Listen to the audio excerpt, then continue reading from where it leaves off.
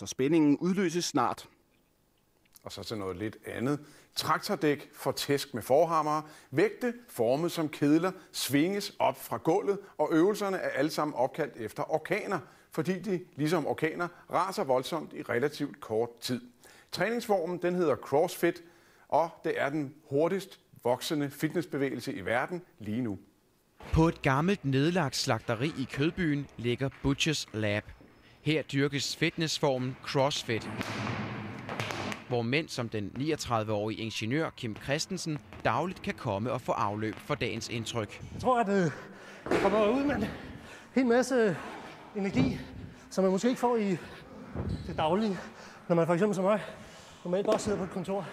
Vi har ældre, vi har unge mennesker, vi har en stor blanding, fordi at alle de kan relatere til det, i og med det er hverdagsbrug, meget den måde, vi træner på. Der er 10 sekunder tilbage!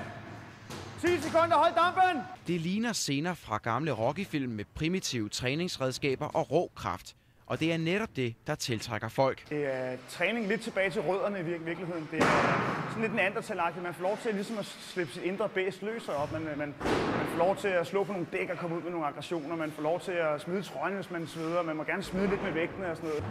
Og vi roterer! Øvelserne varer kun 1 minut hver, men med høj intensitet. Bare hold tempoet her, der er 30 sekunder tilbage. Udmærket. For Kim Christensen er CrossFit noget, han fortsætter med.